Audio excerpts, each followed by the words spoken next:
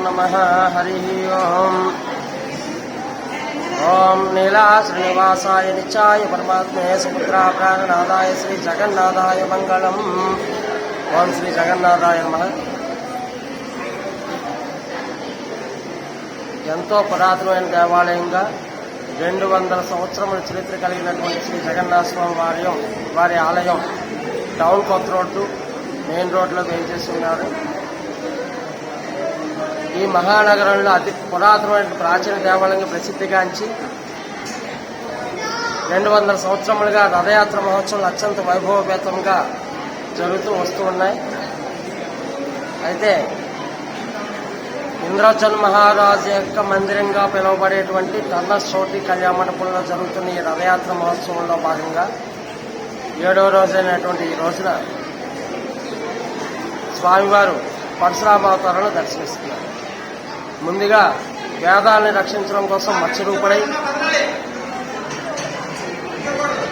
రాక్షసులను సంహరించి దేవతలకు అమృతాన్ని పంచడం కోసం కూర్మరూపుడై, భూదేవిని రక్షించడం కోసం భూలోకంలో అహింసను ప్రజ్వలిపోతున్నప్పుడు ఆ అహింసను నశింపజేయడం కోసం వరాహ రూపుడై, తన భక్తుడైనటువంటి ప్రహ్లాదుని కాపాడుకోవడం కోసం తన భక్తుల్లో నేను ఉన్నానని చెప్పే నిదర్శనంగా నరసింహ రూపంలో స్వామివారి దర్శనం అవడం, ఈ రోజున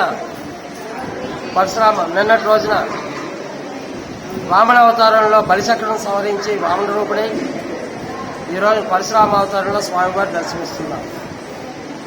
ఎప్పుడైనా ధర్మాన్ని రక్షించడం కోసం, గో సంరక్షణ చేయడం కోసం, అధర్మం ప్రబలినప్పుడు అధర్మాన్ని నశింపజేయడం కోసం స్వామివారు తన యొక్క లీలల్ని చూపిస్తూ అవతారాలు ఎత్తూ ఉంటారు.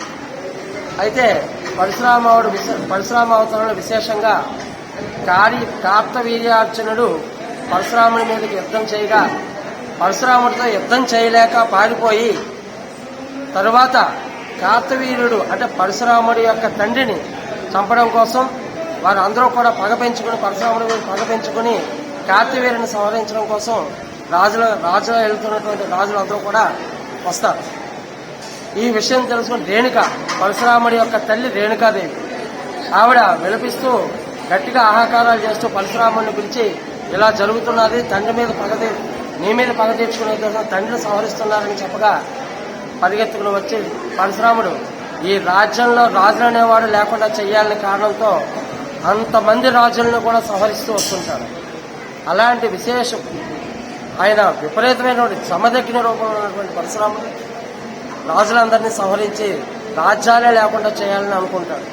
అలాంటి పితృలను రక్షించుకోవడం కోసం ఆయన పరశురామావతారంలో ఈ రోజున స్వామివారి పరశురామ రూపుడే దర్శనమిస్తున్నారు. ఇలాంటి అవకాశాన్ని అందరూ కూడా వినియోగించుకుని ఈ టర్నర్స్-చౌట్రీలో దర్శనమిస్తున్నారు. టర్నర్స్-చౌట్రీ కళ్యాణ మండపంలో దర్శనమిస్తున్నారు. కాబట్టి ఇంద్రజన్ మహారాజు ఇచ్చిన వరం కారణంగా ఇక్కడ ఉత్సవాలు జరుగుతున్నాయి. అందరూ మహిమాన్వితమైనటువంటి దర్శన భాగ్యాన్ని అందరూ కల్పించుకుని తరించగలరని ప్రార్థిస్తున్నారు.